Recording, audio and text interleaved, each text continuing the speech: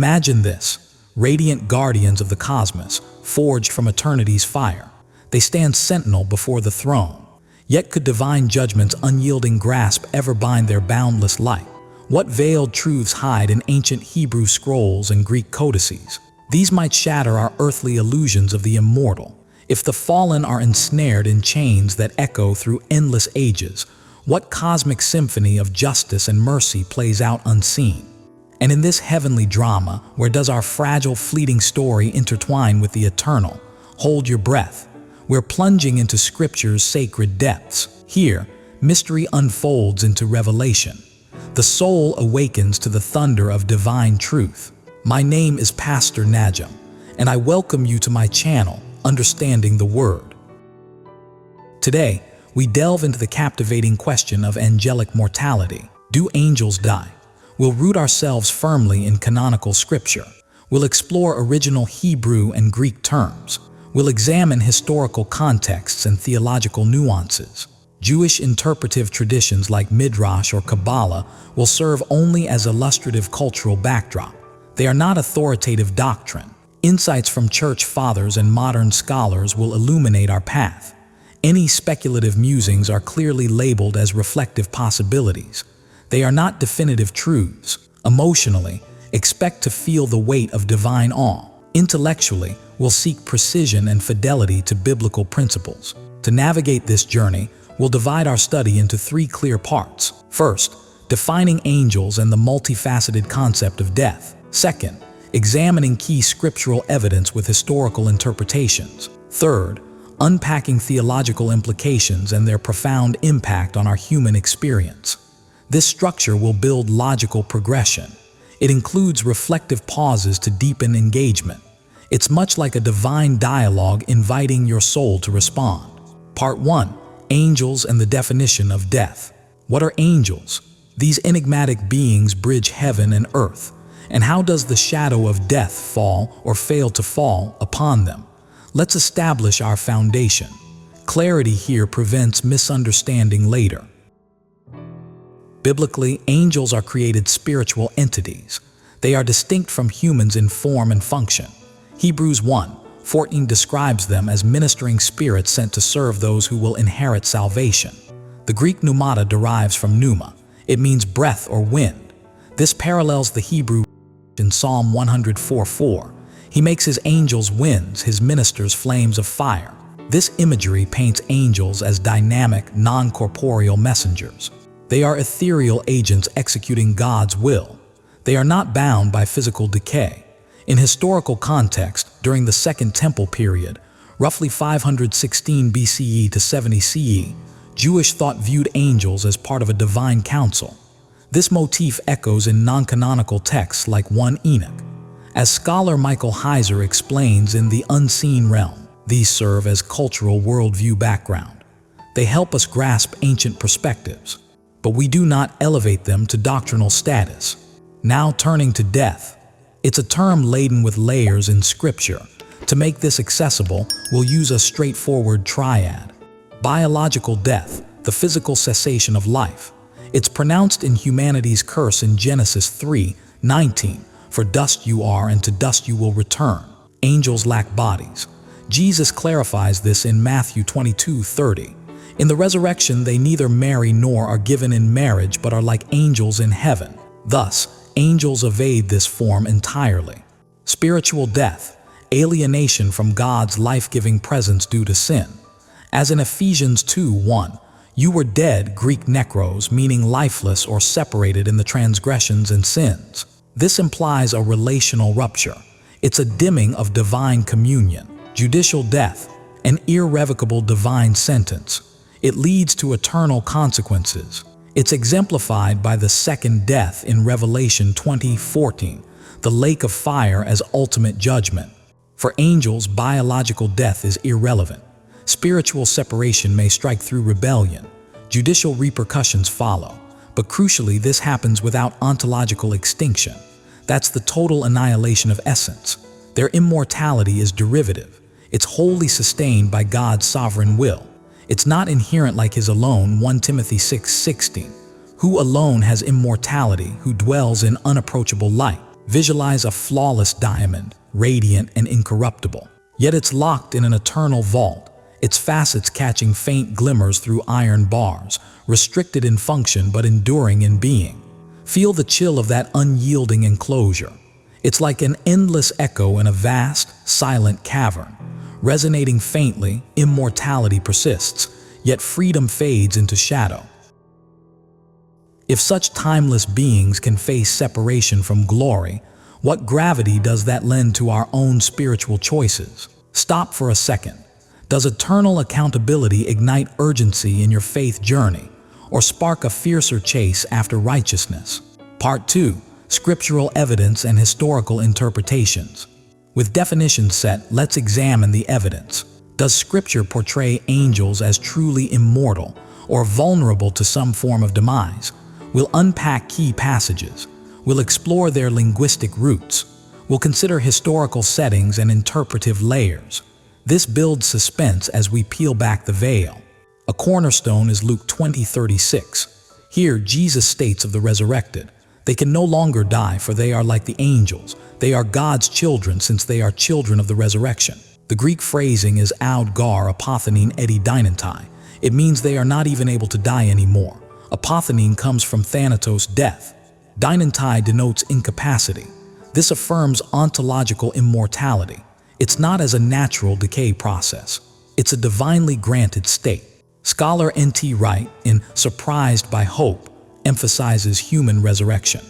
But his framework assumes angels as enduring elements in God's cosmic renewal. They mirror this gifted immortality. Shifting to judgment, consider Jude 1:6. Rebellious angels did not keep their positions but left their proper dwelling. God has kept them in darkness, bound with everlasting chains for judgment on the great day.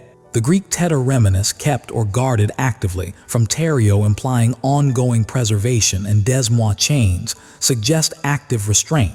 It's a judicial confinement. It preserves them for trial, not destruction. In historical context, this draws from Jewish apocalyptic traditions. Such bindings symbolize containment without cessation. Similarly, 2 Peter 2:4. God did not spare angels when they sinned, but sent them to hell, Tartaruses, a term borrowed from Greek mythology's Tartarus, adapted in Jewish thought as a spiritual prison, putting them in chains of darkness to be held for judgment. The semantic nuance of Tartaruses evokes a gloomy abyss of holding. It's not annihilation. It's ongoing torment for immortals. Now the angelic rebellion. Passages like Isaiah 14:12-15 and Ezekiel 28:12-19 are frequently connected, but precision matters. Historically for kings, later interpreted as cosmic archetypes. Isaiah 14 taunts the king of Babylon. "How you have fallen from heaven, O morning star, Hebrew Hello, shining one, son of the dawn." It's a poetic rebuke of earthly hubris in the 8th-6th century BCE context. Ezekiel 28 laments the king of Tyre's fall from Edenic perfection. This is amid prophecies against ancient Near Eastern powers. Later Jewish and Christian traditions interpret these typologically. Church fathers like Origen see them as cosmic archetypes. They shadow Satan's primordial revolt. It's not direct narratives, but they are profound echoes of heavenly pride's downfall. This typological reading adds depth. It avoids overgeneralization. Intensifying the drama, Revelation 20:10.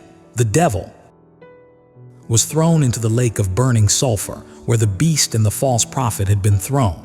They will be tormented day and night forever and ever. Basaniz, tormented, implying tested or afflicted, and eyes tus yonas tan aeon, and ages upon ages, convey perpetual duration. The historically dominant view interprets this as eternal conscious punishment. It's for Satan and his angels, Matthew 25:41. Eternal fire prepared for the devil and his angels. This embodies judicial death. Though modern scholars like Edward Fudge or John Stott explore conditionalist alternatives, they suggest potential cessation. Biblically, it underscores enduring consequence over extinction. Thomas Aquinas, in Summa Theologica, question 50, posits angels as naturally incorruptible. They are pure intellectual forms without matter, yet they are entirely dependent on God's sustaining will for existence. Irenaeus in Against Heresies, Book II, describes their persistent alienation. Illustratively, Jewish midrashim like Talmud Sanhedrin 108b bind figures such as Azazel metaphorically. Kabbalah views angels as emanations. These are speculative folklore, not doctrine. This is per Heiser's cultural lens. Hear the silent clank of eternal chains. They bind yet remain unbroken. Immortality pauses in gloom. It's like the distant rumble of thunder in an unending storm. The sky cracks with restrained fury. The air thickens with unspoken regret, lightning flashes illuminating faces frozen in defiance. If divine justice echoes so profoundly, what suspense lingers for the unredeemed? Dig deep. How does this vision of bound glory reshape your grasp of forgiveness? Part 3. Theological implications and human impact. Synthesizing our findings, what broader truths emerge? Angels hold ontological immortality. It's derivative and sustained by God. They endure spiritual separation and judicial punishment, yet without annihilation. Annihilationism persists as a theological theory, but Scripture leans toward eternal restraint. Comparatively, human mortality stems from sin's biological curse. See Romans 5:12. Sin entered the world through one man and death through sin. It's a necessity absent in angels' contingent immortality, yet humanity receives exclusive redemptive grace. Hebrews 2:16. Surely it is not angels he helps, but Abraham's descendants. This elevates us through Christ's incarnation. We rise to angelic-like eternity. Theologically, this magnifies Christ's supremacy.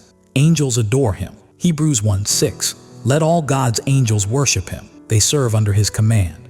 Hebrews 1:14. From a narrative lens, imagine a fallen angel's perspective. It gazes upon humanity's redemption arc. Wonder and envy intertwine. Chains bind what grace could not redeem.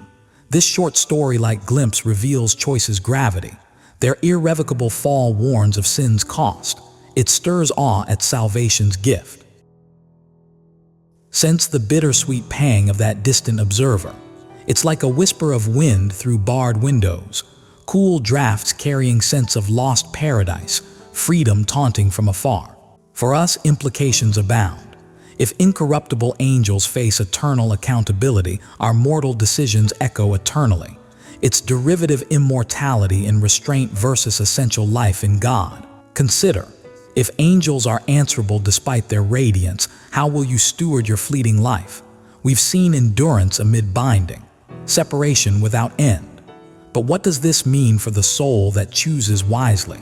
Reflect sharply. Does this cosmic warning propel you toward radical surrender, or awaken a burning resolve to embrace grace now? In conclusion, angels do not die in human terms. Their essence persists under God's unassailable will. Yet judgment's reality calls us to reverent awe before his holiness. It's not mere curiosity about celestial suffering. If heavenly beings bend under divine justice, imagine the hope for us, fragile yet favored, mortal yet destined for glory.